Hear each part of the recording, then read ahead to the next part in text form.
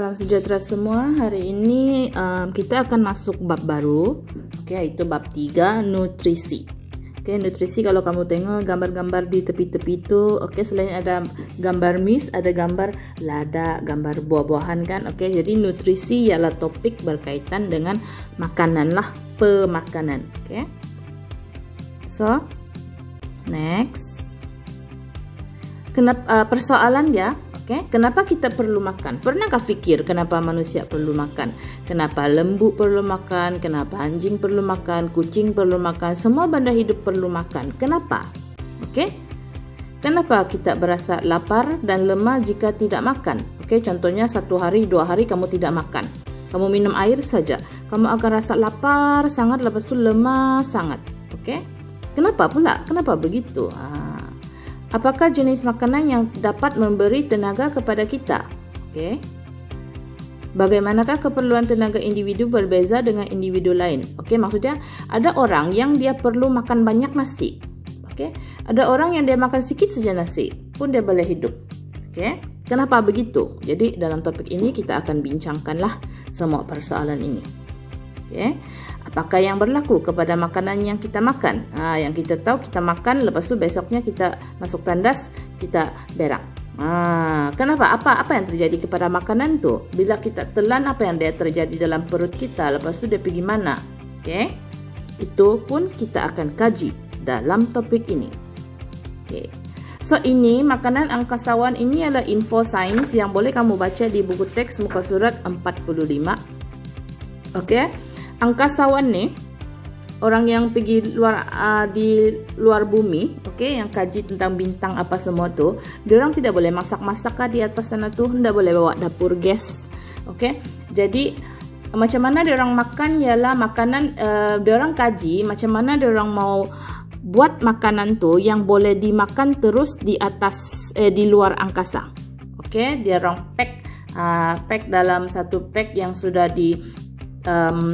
dia letak dalam plastik kedap udara. Maksudnya yang tiada udara dalam tu. Plastik kedap udara maksudnya dalam plastik tu tiada udara. Dia kasih vacuum keluar udara yang terdapat dalam tu.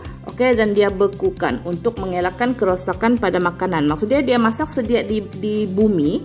Lepas tu dia masukkan dalam plastik kedap udara, dia bekukan, baru dia bawa pergi luar angkasa lah. Jadi diorang ada makanan di atas tu. So, boleh baca lah sendiri ini di buku teks muka surat 45. Next, kita tengok kelas makanan. Bukan kamu saja ada kelas, bukan kamu saja ada 2 UM, 2 UKM, 2 UUM, apa semua. Makanan pun ada kelas. Makanan ada 7 kelas. Yang pertama, karbohidrat. Yang kedua ialah protein. Yang ketiga ialah lemak. Keempat ialah vitamin, mineral, pelawas, air. Ini perlu hafal. Nanti buka sekolah mesti tanya. Hafal lah, ada 7 kelas makanan. So kita tengok kelas makanan yang pertama. Kamu tengok gambar aja ini, nasi. Kan hari-hari kita makan nasi. Jadi apa sebenarnya nasi itu membekalkan kelas makanan apa kepada kita? Karbohidrat. Yang pertama, yang paling banyak kita makan lah, yang paling biasa kita makan ialah karbohidrat. So, kenapa makan karbohidrat? So, karbohidrat ialah sejenis sebatian organik yang mengandungi unsur karbon, hidrogen, dan oksigen. Karbohidrat membekalkan tenaga yang banyak. Antara semua kelas makanan, 7 kelas makanan itu, karbohidrat ialah pembekal tenaga yang utama. Kau makan sedikit, dia boleh bekalkan banyak tenaga untuk kau. Contoh karbohidrat ialah kanji, glycogen, dan selulosa. Jangan kamu dah pandai sebut kanji, glycogen, selulosa. So apa itu 3 benda tu? Kanji macam pernah dengar kan, tepung kanji. Ini tidak pernah dengar. Jadi kanji ialah makanan simpanan dalam tumbuhan. Tumbuhan pun perlu makanan, tapi cuma dia buat sendiri. Tumbuhan tidak makan benda lain untuk dapat makanan. Dia buat sendiri. Dia buat melalui daun dia, lepas tu dia simpan makanan dia dalam bentuk kanji. Glycogen ialah makanan simpanan dalam haiwan. Haiwan lah. Apa-apalah haiwan. Selulosa karbohidrat. Selulosa ialah karbohidrat yang membentuk dinding sel tumbuhan. Nah, sudah belajar tuh sel haiwan, sel tumbuhan. Apa tuh dinding sel? Kalau kamu sudah lupa apa boleh buatlah. Kalau Miss mau terangkan lagi apa tuh dinding sel, tidak habis bab nih. Oke. So, sumber untuk karbohidrat ialah, maksudnya dari mana kita boleh dapat karbohidrat. Oke. Pisang, nasi, roti, kentang, madu, gula. Oke, ini ialah sebahagian saja. Sebenarnya banyak lagi sumber karbohidrat. Mie goreng, oke, yang kau makan tuh kue tiaw, oke, apalah. Itu ialah sumber karbohidrat kepada kita. Oke, penting. Jadi hafal. Kadang soalan akan tanya apakah fungsi karbohidrat, jawaban dia membekalkan tenaga. Lepas tu dia boleh tanya apakah sumber karbohidrat. Inilah. Oke, paling utama ialah nasi lah yang paling biasa kita makan. Orang putih tidak makan nasi ah. Orang putih makan ban roti, oke, spaghetti. Jarang-jarang makan nasi. Orang Asia saja makan nasi. Oke, next, protein. Kelas makanan yang kedua yaitu protein. Kita tengok makanan yang mengandungi protein. Nah, tengok ikan, daging, bukan lemak daging ah, daging yang biasa lah. Oke, telur, kacang, itu protein. Ini pun protein. Ayam pun protein, susu. Oke.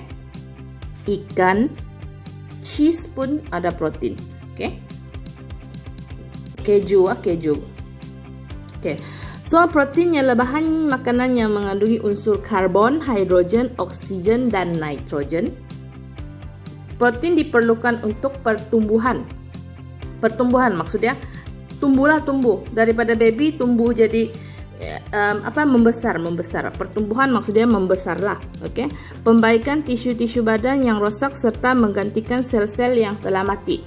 Oke, maksudnya kalau kita luka, oke, kalau terjatuh, kalau luka di mana-mana, badan kita perlukan protein untuk baik pulih kawasan yang cedera tuh. Sebab itu orang yang kalau dia cedera ada luka besar lepas pembedahan, dia perlu makan banyak ikan lah.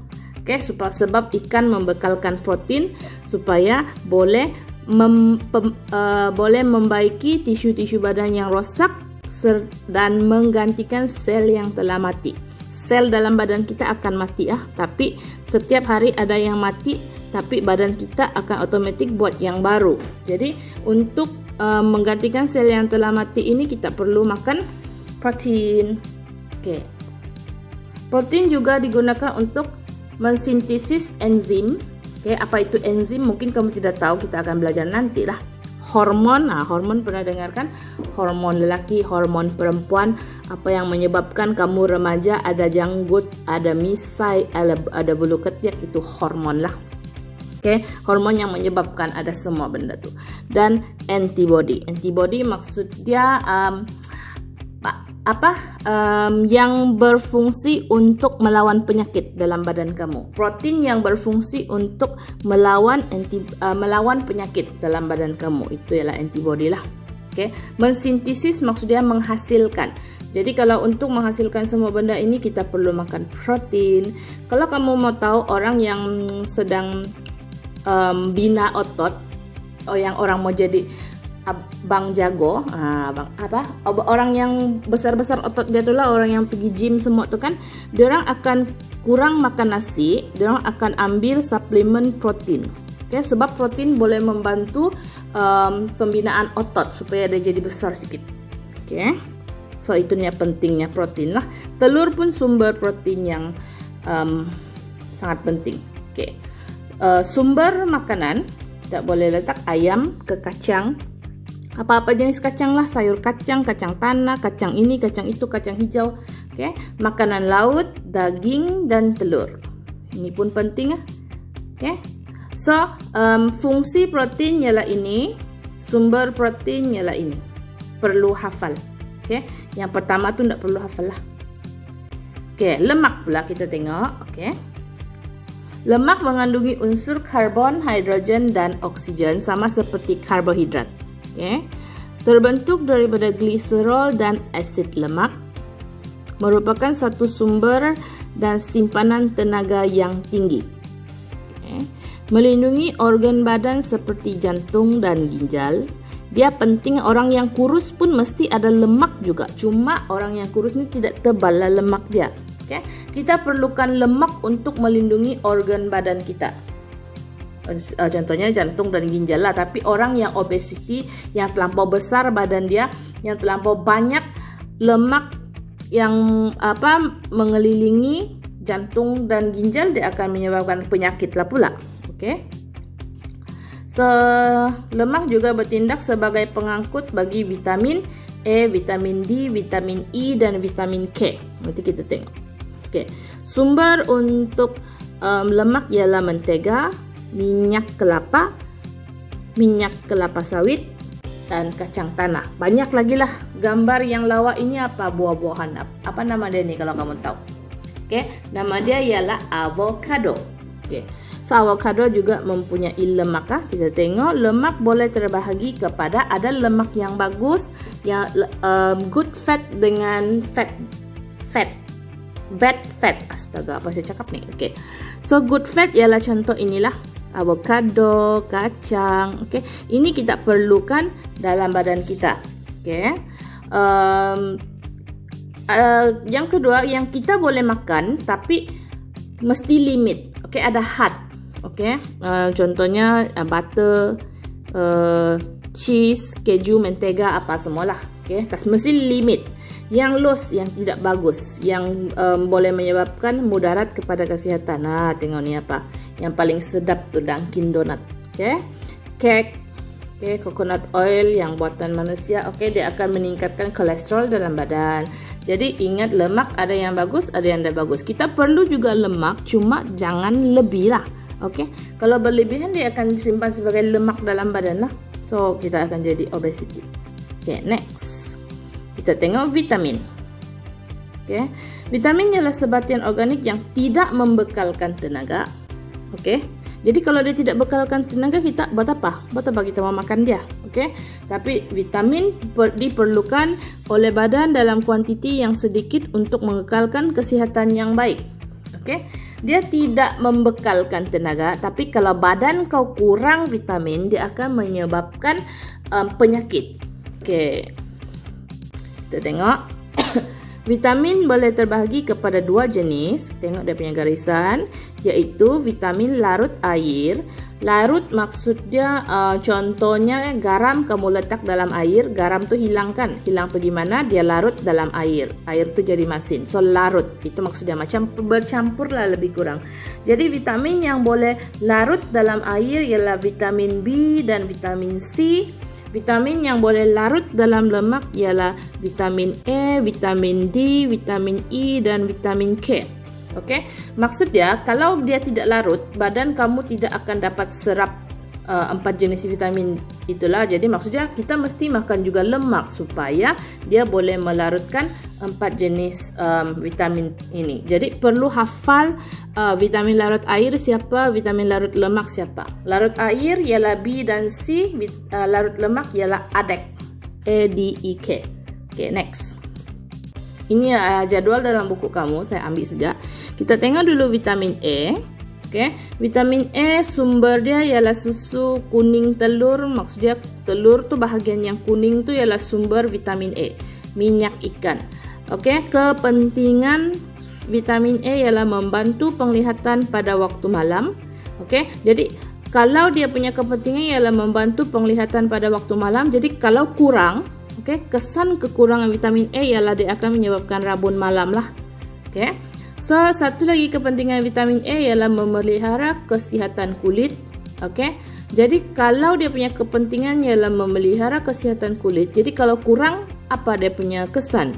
Mestilah penyakit kulit. Dia akan menyebabkan penyakit kulit, kering lah, alergik lah. Okay. So kita tengok pula vitamin B. Okay. Vitamin B sumber dia ialah yeast, hati, okay, hati ayam, hati lembu, kan, hati kerbau, telur. Okey. So fungsi dia ialah memelihara fungsi sistem saraf badan kita. Okey. So kalau kurang vitamin B dalam badan, dia akan menyebabkan penyakit beri-beri. bukan beri-beri ya, berry-berry. Jadi apa itu berry-berry? Apa simptom? Macam mana kita mau tahu? Ini kita tengok gambar dia. Oke. Berry-berry ini adalah penyakit pada sistem saraf yang biasanya terjadi pada kanak-kanak berumur 1 hingga 4 tahun.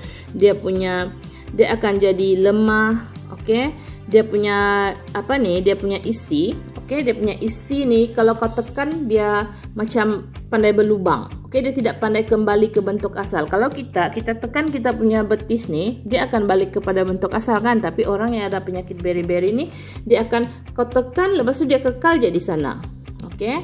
So dia punya muscle akan sakit. Itu penyakit berry-berry. Oke, satu lagi kepentingan vitamin B ialah pembentukan sel darah merah dalam badan kita. Jadi kalau kurang vitamin B, dia juga boleh menyebabkan penyakit anemia. Anemia ialah penyakit kurang sel darah merah dalam badan. Oke, kalau kurang sel darah merah, orang tu akan nampak pucat, dia akan cepat pening, begitulah, pengsan. Oke, next, vitamin C.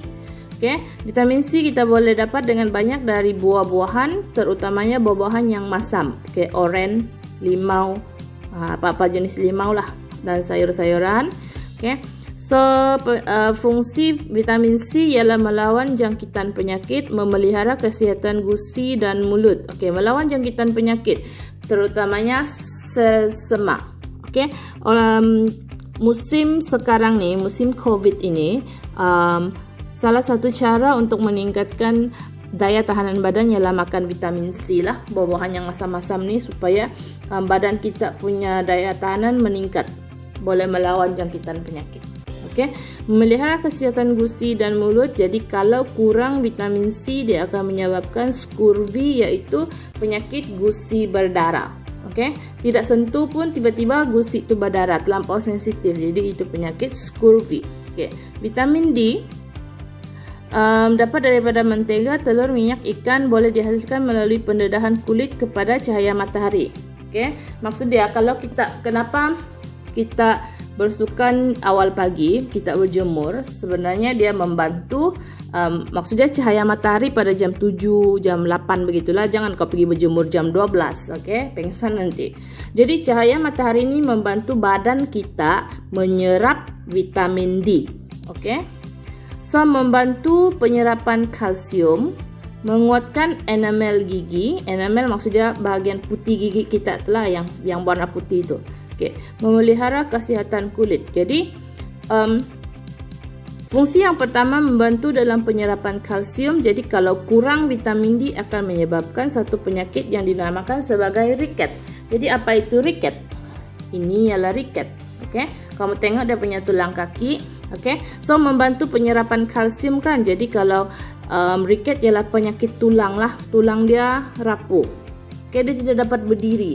Bila dia berdiri, dia punya tulang tidak dapat angkat berat badan dia bengkok lah.